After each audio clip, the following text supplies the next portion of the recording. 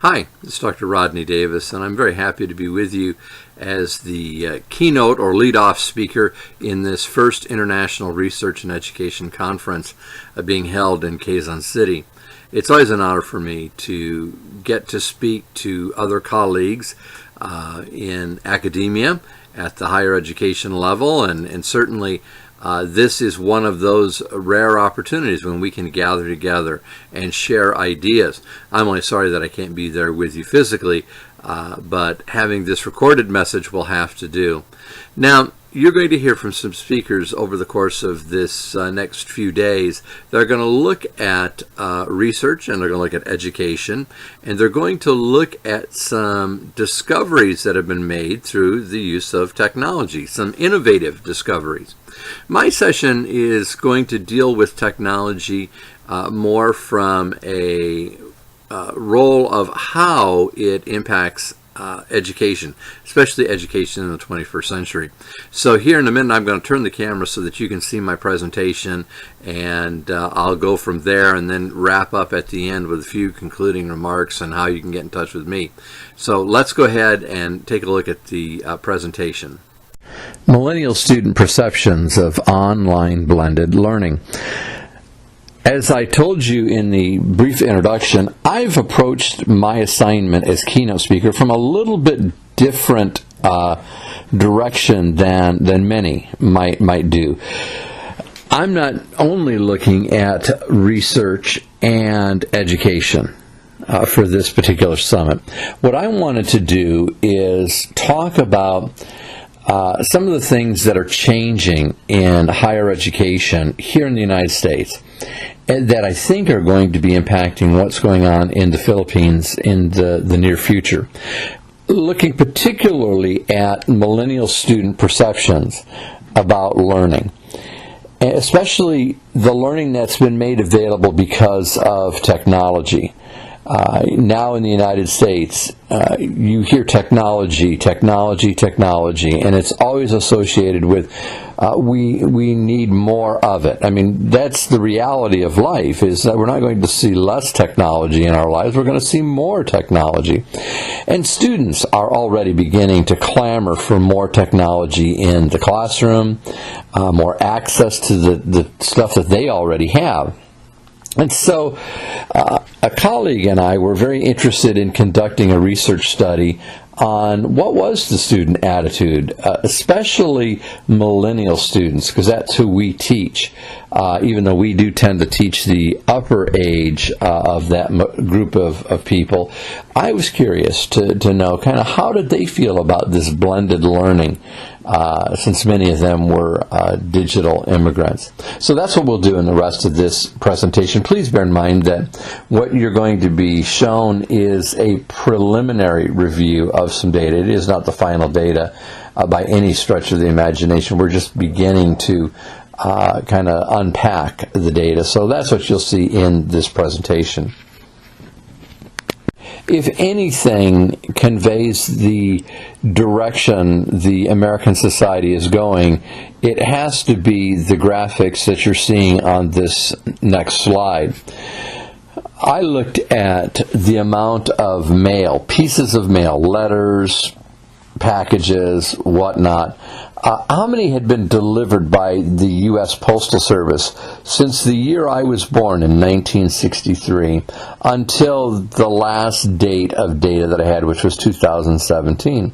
And you see in this slide a progression of pieces of mail delivered, starting with, in 1963, 67 billion pieces, all the way up to 2017 with 149 billion pieces. Now that seems staggering to think about that many pieces of mail being delivered by one governmental agency, until you look at the graphic in the lower right-hand corner of the screen. There is a computer, and emails are pouring out of this computer. In 2017, on average, there were 290 billion messages sent in one day of that year. Just one day, 290 billion email messages.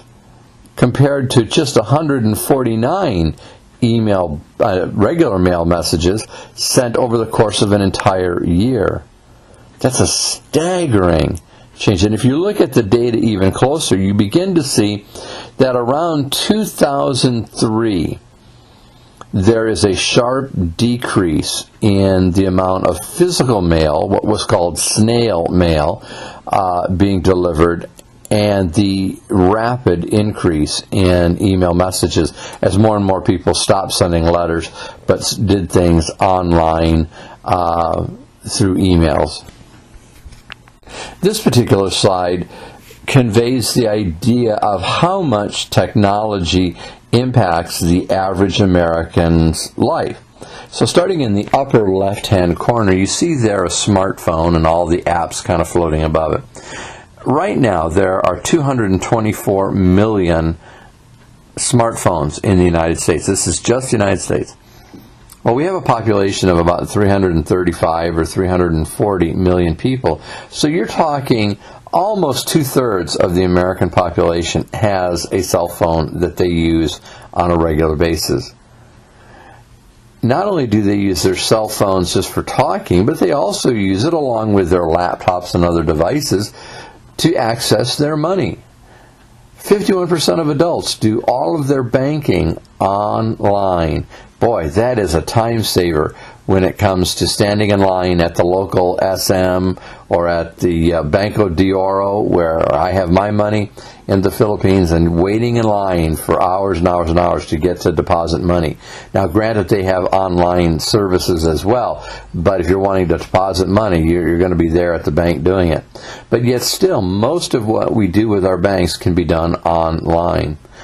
But it doesn't stop just with our financial affairs. Then look at how many people are finding that significant other person in our life through online dating services. It's reported that nearly 40 million adults found a date and are in a committed relationship with a person that they met online. As a matter of fact, if you look at the number of people married in the year 2015, 7% of those people met their husband or their wife online. We also carry this on not only to our relationships, we carry it to our shopping. Now, 92% of Americans shop online for things, and it's not just Amazon, it's other places as well.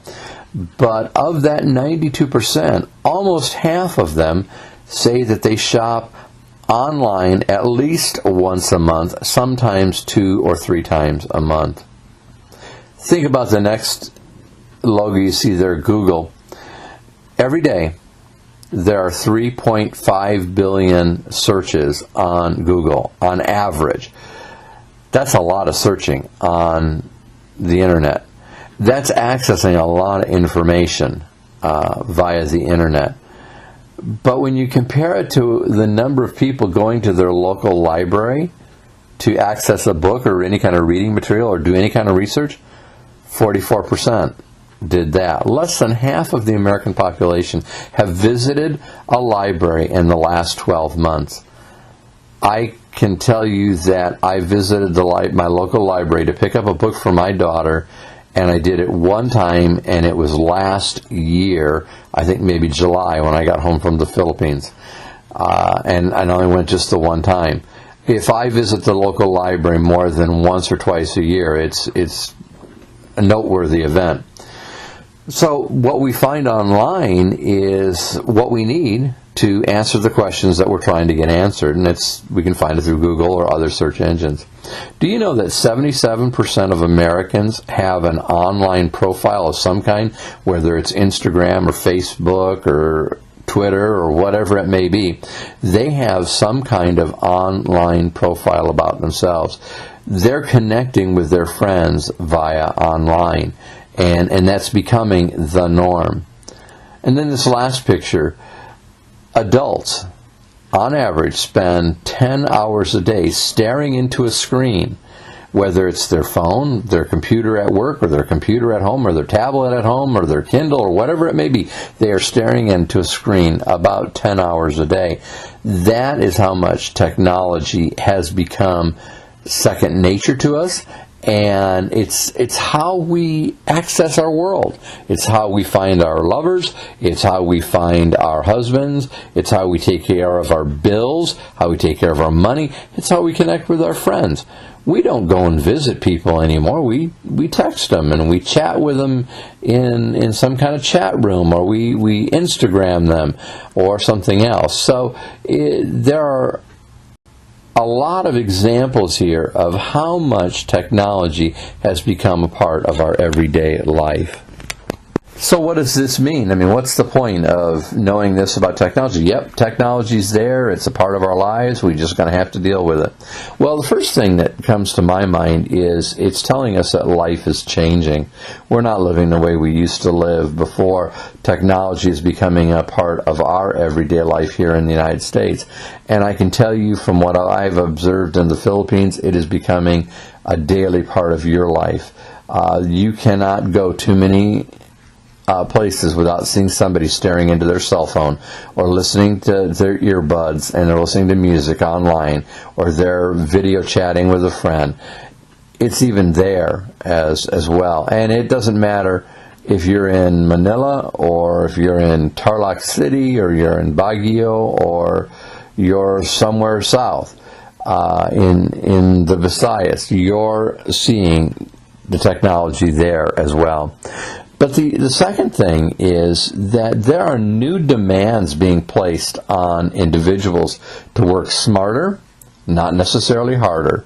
They're being demanded to work more and not less, and that they're being demanded to use technology to get things done. There's a lot more pressure on people, I think, these days than maybe 10, 15, or even 20 years ago on how they're to carry themselves, how they're to interact with one another. I think that also relates to how our institutions are expected to function, and we'll talk more about that in a little bit, but I think there are going to be new demands placed on our schools and how they're going to have to prepare people for this technological world. Number 3, there are new opportunities for connections, new connections out there that we can make. And here we are, we're doing this presentation via a recorded audio podcast with the video PowerPoint to go with it. So this is a new connection opportunity, and you're going to see, I think, more and more of this in the future. And lastly, of course, there are opportunities for people across the oceans to connect and work and network together. And this is all because of the technology that's available to us. I think it's true here. The future is here now. It's not coming. It's here. And I truly believe that we cannot solve the problems or meet the needs of the future with the strategies and the resources of the past. I think we're going to have to use the technologies that are available to us now to meet the challenges of this generation, this century, and also to take advantage of the opportunities that have been placed before us. So you might be asking, how does this technology impact today's student? Well, first let's talk about that student. Who are we really talking about? Are we talking about Generation Y? Are we talking about the Nexters, Echo Boomers, Digital Natives, Generation Next, Generation Me, or Millennials? All of these names that you see on this particular slide relate to different ways of talking about the population that is in college now, or coming back to graduate school now, or having just finished college and are now in the work world. The millennial student, the millennial maybe, is age 23 to 38. So we're talking about people who have just finished college and who are probably getting that first big job, maybe in their field, as well as that person who's been in the field for a while and is now coming back to graduate school. So you've got 2 levels of millennial student. Notice this, that 1 in 5 are at least 30 years old. I think that's noteworthy because when you look at the average age of the student at Troy University on the Dothan campus, which is where I'm located, the average age of the student there is about 34 years of age. We're talking that upper millennial age bracket. About 20%, or 2 in 5, have attended a community college before coming to a university. A third of these students are first-generation college goers. So they don't have a family history of college in their background. A majority of these students will also take a remedial course in college. So in other words, they're not going to be able to get into an advanced math class. They're going to have to take some kind of remedial course before they get into those regular courses. And get this, about 60% of these students who are in 4-year degree programs are going to graduate within 6 years. That's considered normal now, that it will take you 6 years to graduate from college if you're in this age group. So that's a huge change of when students were graduating within 4 years of their first admission. But the other thing I've noticed about millennial students is that they learn very, very differently than other students that I've dealt with, what we might call baby boomers, my generation and your generation possibly. So one thing that we've learned about these students when we've seen them in high school is that they want active learning. They don't want to sit there passively. They want to be engaged in what's going on. They don't want lecture. They want an experience that's multimedia. You know, these are the MTV generation, so they want lots of bright lights and pictures and colors and sound and all of this going on in the classroom. They don't want to just do a sit and get, which is going to be a challenge for many in the Philippines because lecture is still the accepted way to teach, even in higher ed. So that's going to be a challenge in the years to come as more millennials are cycling through college and university. And especially as technology becomes more prevalent in the Philippines, that's going to be an issue. Also, they like the collaboration that they have with their peers. They want to work in groups. They want to work together. They don't want to work in isolation. Next, I noticed that these millennials, they want relevant information. They don't want information for information's sake. They want information that they need. They want information at their fingertips. They're used to, if they want to know something, they Google it. They don't memorize state names, or they don't memorize this, that, and the other. They go look it up in Google, and they search out what they need to know when they need to know it.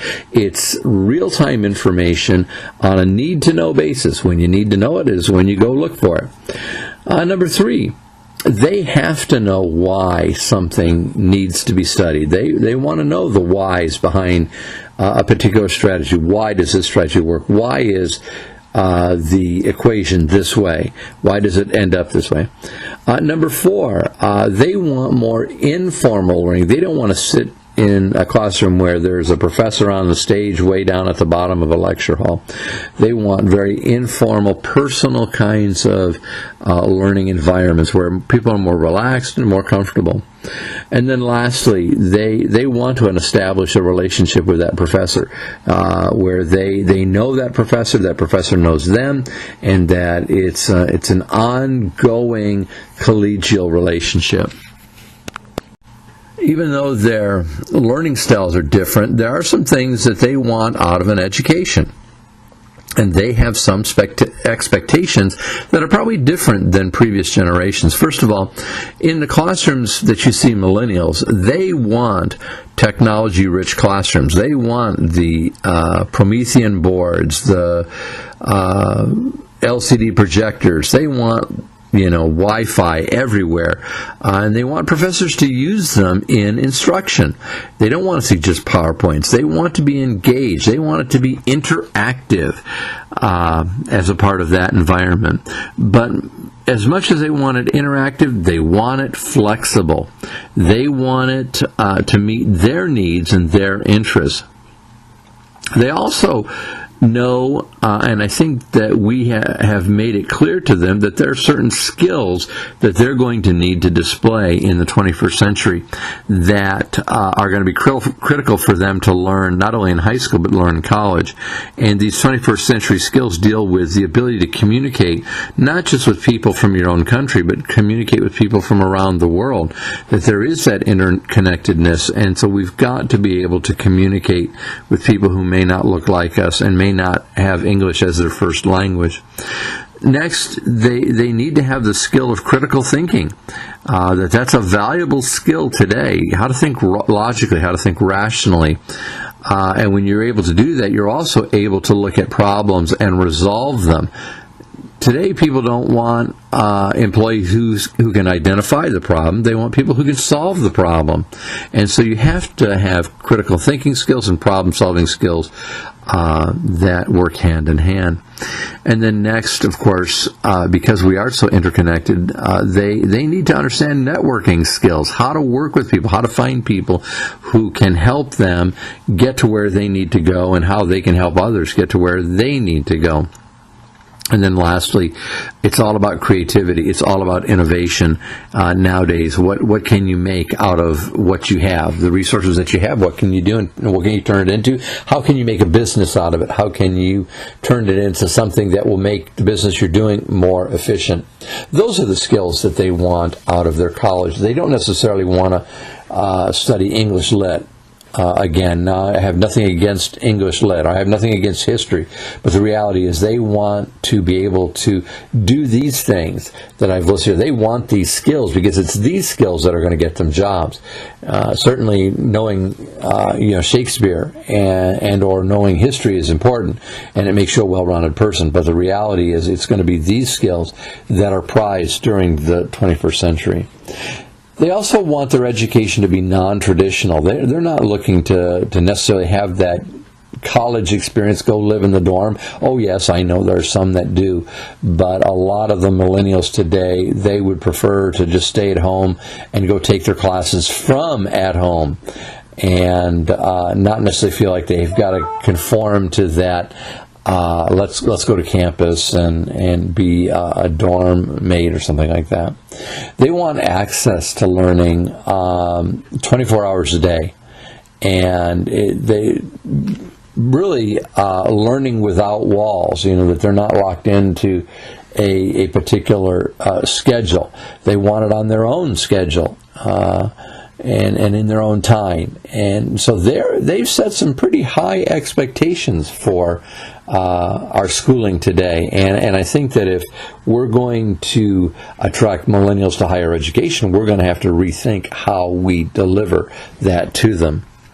If nothing else, the landscape of learning has changed, and how we do education has changed. I think this is very important as you look at this first statistics here, that basically we have not seen an increase in college enrollments here in the United States. That number has remained basically flat. In other words, we're not losing students, but we're not really gaining them. But of the students that we have, a greater percentage of them are taking their courses online instead of in a brick-and-mortar classroom building. As a matter of fact, the research I've done here shows that about 31% of college students here in the United States take at least one distance learning class, and that's probably online. Could be blended, but it's definitely not in a classroom. And that number increases year after year. I've been looking at that percentage since about 2010, and it has increased from just about 8% in 2010 all the way up to 31% now in 2019. So we're seeing more of that. As a matter of fact, one educational philosopher suggested that by the year 2050, 90% of students would take classes online. So that would be very interesting to see if that actually happens. That means we're going to have predominantly empty buildings on our college campuses. And actually, it's becoming harder and harder for universities to build buildings because they're not able to justify the need when so many students are taking classes online.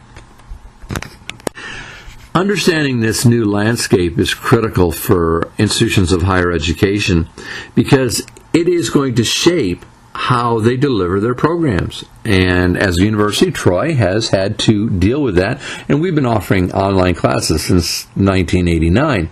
But we have come to terms with the fact that there is a segment of our population that's what they want, is online learning. They're not looking for necessarily that traditional college experience. As a matter of fact, non-traditional is the new traditional in higher ed, and that's really what's driving a lot of these program changes. It's not a fad. Online learning is not a fad. It's not a trend. It's something that is here to stay. And we have for-profit institutions here in the United States that have been doing a great job of getting students. It is something that all universities are having to think about. If they're going to remain vibrant and relevant, they're going to have to bring in these online programs. And I have no doubt that that's going to be the case in the Philippines. And I've heard of a few universities who are exploring the idea of online learning. Now, it's in its infancy there, but keep in mind that it is coming, and you want to be ahead of the curve, not behind it. And that's why I think this topic on online learning is so important. It's early, I realize that, for maybe a discussion such as this, but I think that the time is coming, and with more and more technology being available to people, it's going to change how we teach and how we learn. Just like with any other group of people, you cannot define a population and say everybody in the population is like X. There's always a little variety and variation in a population. And it's true with millennials. Because you're dealing with maybe a 20-year span in age, you're going to see those at the younger age of that span maybe thinking one way, and those who are a little bit older thinking it different. And probably a way to look at it might be with Mark Prinsky's terms of digital immigrant versus digital native. And so I think the younger millennials, those who are in their early 20s, what we used to call the 20-somethings, tend to be more the digital immigrants. They grew up with digital technology. They grew up surrounded by it, and so that for them, it's normal to have a cell phone in your hand and have a Kindle and a laptop and an iPad and all this other stuff. It's just, this is how you live your life. For the digital immigrant, it's a little bit different. We didn't grow up with all of these devices, and so we don't feel as comfortable with all the devices around us, and we don't use them for how we learn. We have this view that learning takes place in a classroom. It's not 24 hours a day. It's a set period of time during the day, and books are involved, and a teacher talking. Well, those times are changing, even in K-12. Many school districts now have virtual schools and are using technology. Google Classroom is a huge success for a lot of K-12 schools, and it's really an entry port for this distance learning. So, with these digital immigrants, they view online learning a little bit differently than those who are considered the digital immigrant. So they want the flexibility. Yep, they sure do, because they're busy working as teachers or doing some other kind of job, and so they want to continue their learning, and they realize that technology makes it possible for them to multitask so that they can take care of the family as well as manage a job and go to class. But what they miss is that classroom interaction. They miss that environment. They want to interact with the professor. They want to work in groups with their classmates. That's what they want. They want to try to get the best of that in their learning environment. So how do you get the best of it? Well, of course, you create something called blended learning, and that's what many universities have done. They recognize that there's a segment of their population that does not necessarily want all of the learning that takes place in an online class using some kind of platform. So what they've done is they've taken online learning and they've blended it with classroom instruction so that a percentage of the time you are on your own working online, and another percentage of the time you're in a classroom with a professor. 50-50, sometimes it's 60-40, it just varies from institution to institution. And many of the older millennials, those who are the digital immigrants, tend to like this model because it gives them the comfort of the classroom, which they're used to, but it also allows them some flexibility because they're very busy people with jobs and families and all kinds of demands being placed on their time, so it allows them to get kind of the best of both worlds. In other words, it's a match made in heaven. Now, for the researchers, myself and my colleague, we're not so sure that this face-to-face aspect of blended learning is the best way to go, and here's the reason why. We work at an institution that has a large commuter population. Now, we have 4 campuses in Alabama, and as I said, I'm at the Dothan campus, which is about an hour from the home campus. And I serve a population of students, many of whom are 2 to 3 hours from the campus where I am located, and they're about 2 hours away from the home campus.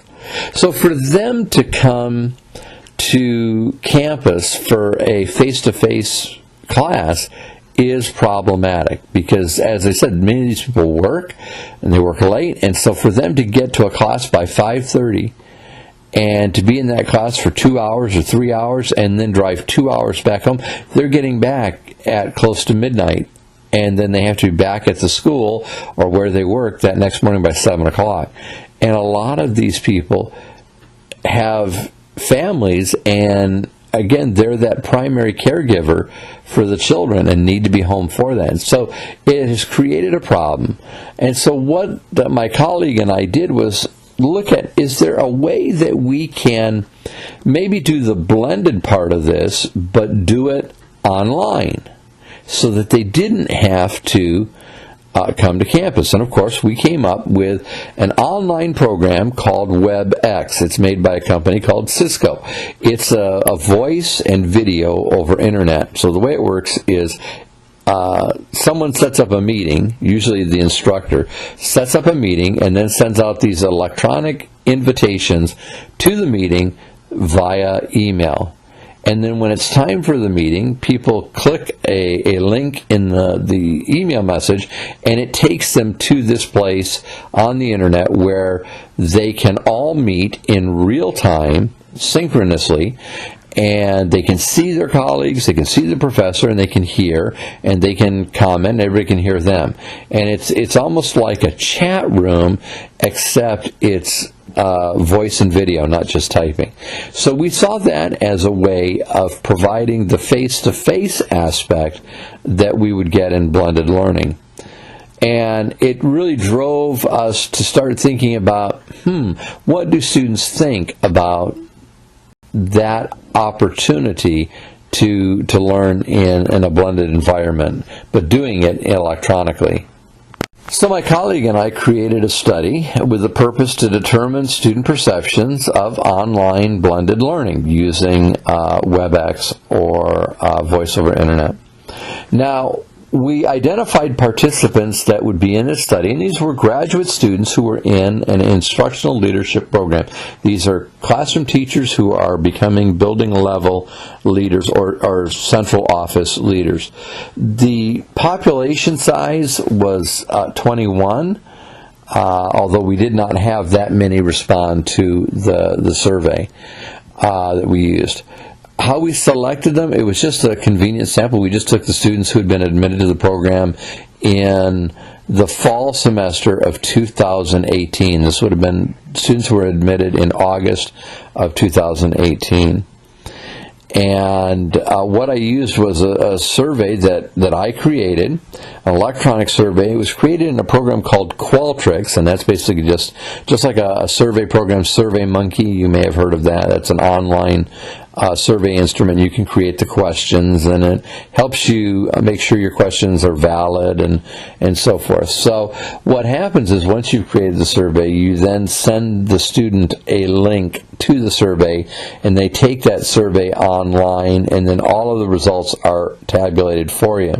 And as I said, what we did is in the leadership program, there are 12 courses that the students have to take. And the courses are online, and we use a program called Canvas to serve as our learning management system. Much like a website, students can log in to Canvas, and there are courses listed there, and in each course are modules of information with readings and video and audio lecture materials and discussion threads and things that they do each week. And to that, we added a voice over internet meeting, and we did it bi-weekly. So every other week, they would get together on a specified night at a specified time, and I would discuss with them course content. I would answer their questions.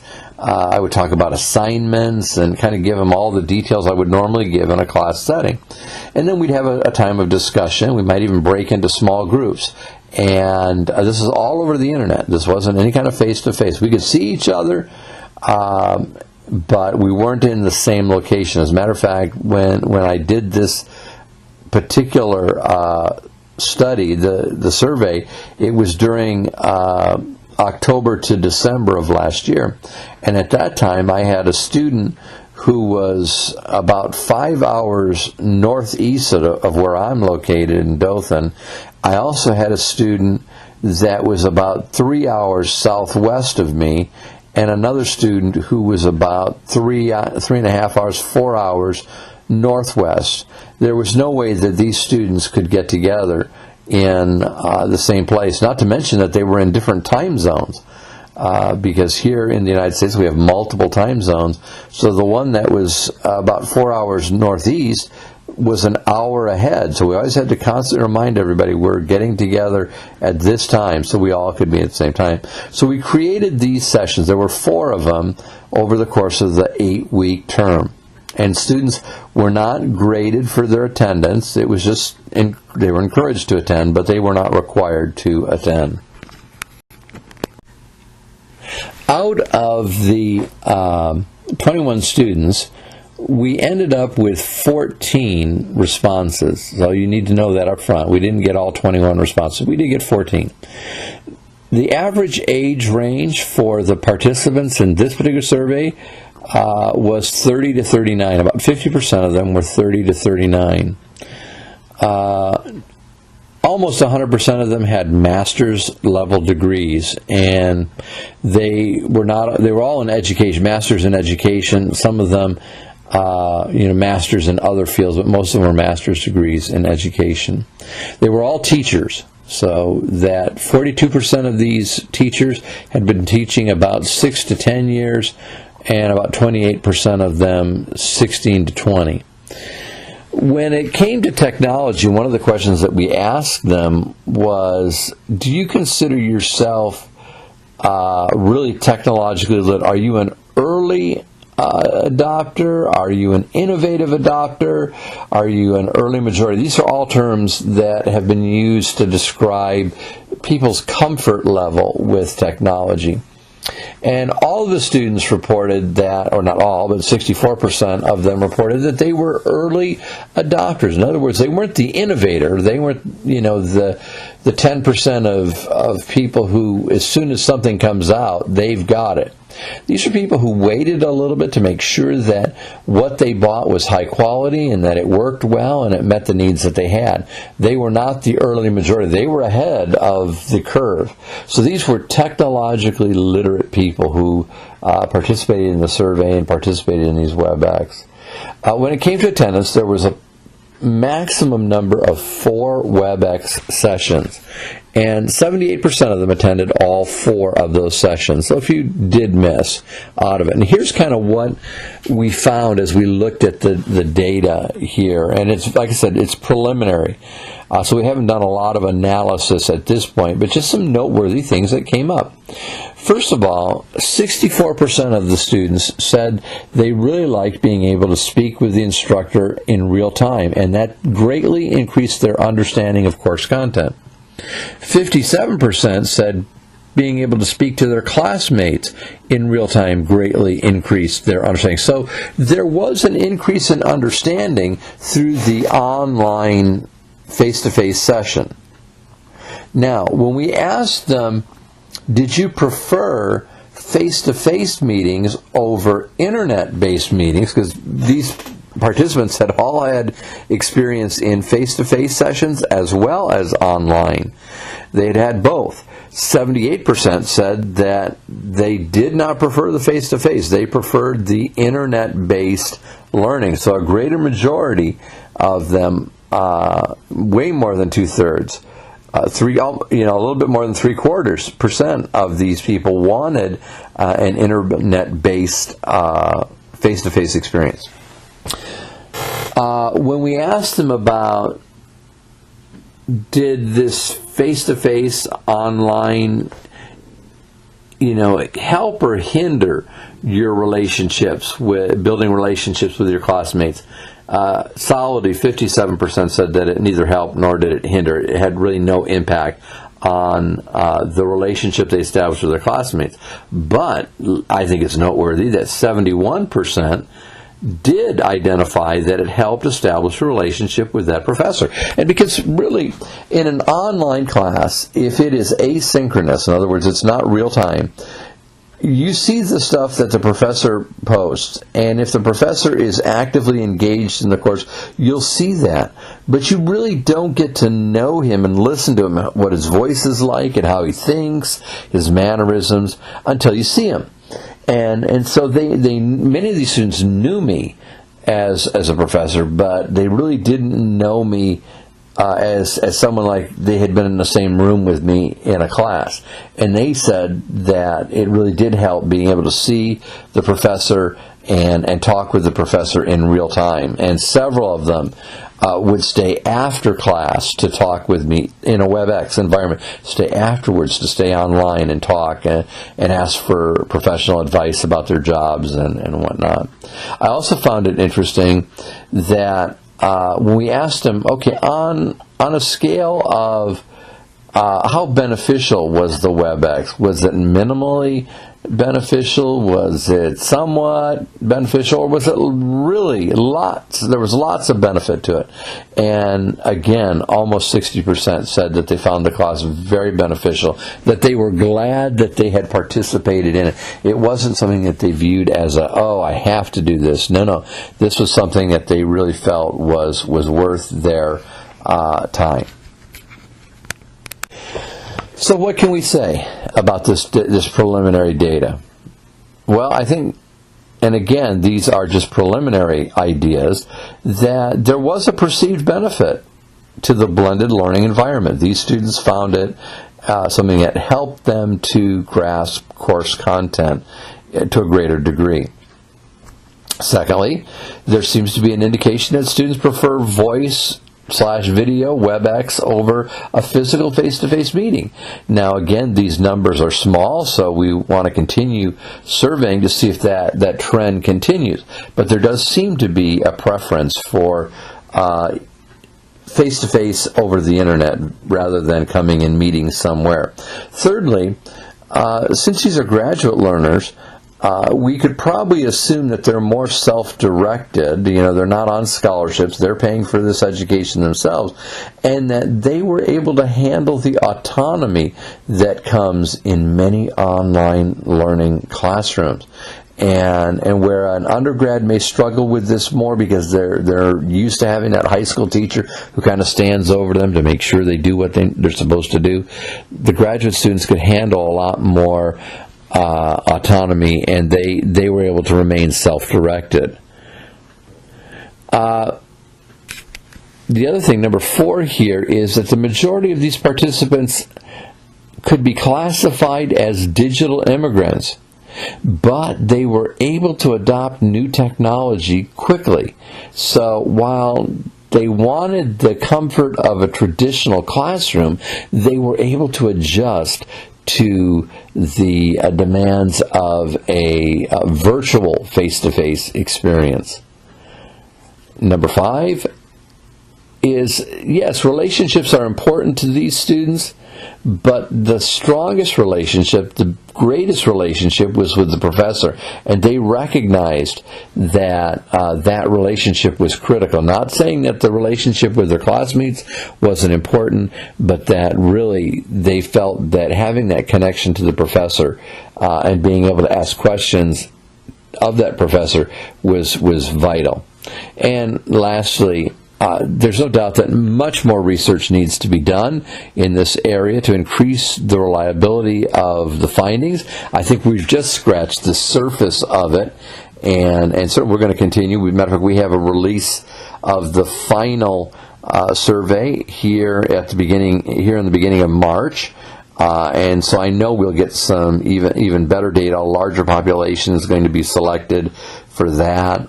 Now that we've piloted the survey a couple of times, I think we've gotten the survey to where it really needs to be to capture what we want to capture. And I think you'll see in final releases of this data some very interesting conclusions. So what did we learn from this pilot study of student perceptions of online blended learning? Well, first conclusion that we feel that we're on solid ground in drawing is that the students perceived a benefit to the blended learning environment. And this benefit, of course, we never delved into how they categorized it, but I think it's commensurate with most millennial students' view of blended learning, that it is its flexibility that is very attractive to them, as well as it satisfies their need to see the professor and be in a classroom environment. So definitely the data suggests that there is a perceived benefit to the student. Secondly, I think we can strongly indicate that the students prefer the voice/video over a physical face-to-face meeting. Now, of course, blended learning is a combination of internet and face-to-face instruction. We changed it by making it online, and that's what we wanted to know. Did the students see the online portion in the same way they saw the face-to-face? And we could find no student that said that they preferred the face-to-face over the internet-based. Thirdly, a conclusion we can draw about the students themselves is that as graduate learners, and that's what they all were, they are self-directed, and they were able to handle the autonomy of the online learning environment. Now, there were challenges, and we didn't present this part of the data, but the challenges that the students identified dealt with issues related to technology, that they had trouble getting connected or they couldn't hear, but those were minimal distractions to the learning, and that it didn't keep them from saying that they felt there was a benefit to this type of face-to-face instruction. Another conclusion that we can draw based on the student's age as well as the number of years that they had been teaching, a majority of the students are digital immigrants to this technological world. But one of the ways that they're different than, say, digital natives is that they are those early adopters. They're quick to adopt new technology. But they're very careful about what they buy, and they are wanting to make sure that what they buy will actually do what it says it will do. They're not that early, innovative type of technology consumer, but they're not the part of that large pool of early majority type of technology consumer. They're on the cutting edge. Number 5, there's no doubt that relationships are important to this group of students, relationships with students as well as relationship with the professor. But this group clearly indicated that the relationship that was established with the professor was more important than the relationship established with the students, and that they felt that this online face-to-face instruction was able to help them establish that relationship. And then lastly, of course, because it is a preliminary study, there needs to be more research done in this area to increase the reliability of the findings.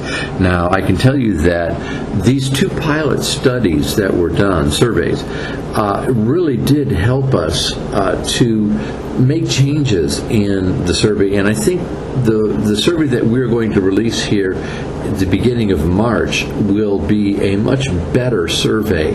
And of course, that's what we will base our paper on, is those findings, and continue giving that survey out to see what students say and see if the things that we're learning about this group of students are still true. So that kind of wraps up the presentation that I have for you, and I hope that you've found some nuggets that you can draw out of this. Technology is an important aspect of higher ed instruction. So I think we're going to see it continue to dominate what is happening in the field that we're all engaged in.